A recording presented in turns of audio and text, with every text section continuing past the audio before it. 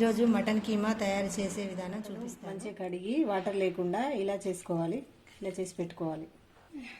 ఇప్పుడు ఇది ఒక బౌల్లోకి తీసుకొని అల్లం వెల్లుల్లి పేస్ట్, 2 స్పూన్స్ కారం, 1 స్పూన్ ధనియాల పొడి, ఒక 1/2 టీ స్పూన్ పసుపు, కొంచెం ఆయిల్, ఇవి అన్నీ వేసుకొని ఇలా కలుపుకోవాలి. ఇలా వేసుకొని కలుపుకోవాలి. తర్వాత స్టవ్ వెలిగించుకోవాలి. ఇలా కలిపి పక్కకు ఉంచుకోవాలి. ఒక 3-2 స్పూన్స్ ఆయిల్ వేసుకోవాలి. 4 లవంగాలు, యాలకులు, 2 దాల్చిన చెక్క, మిర్చి వేసుకోవాలి.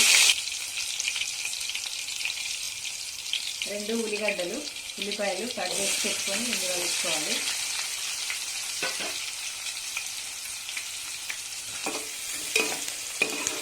ఇలా గోడ వరకు ఫ్రై చేసుకోవాలి. మంచిగా ఫ్రై అయ్యాకే కీమా వేసుకోవాలండి. ఒక 4-5 వెల్లుల్లి కచ్చిపచ్చి దంచి, ఒక 1/2 టీ స్పూన్ పసుపు, పుదీనా ఆకులు,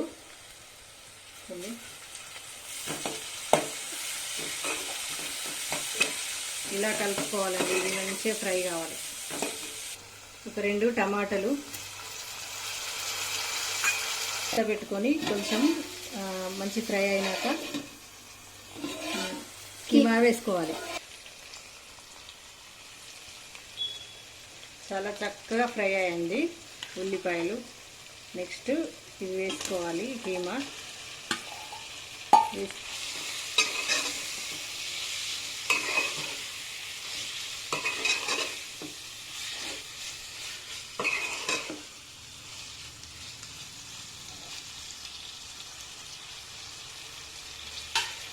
ఇలా కాసేపు 5 మినిట్స్ ఇలా ఉంచుకోవాలి. ఫ్రై అవుతుంది.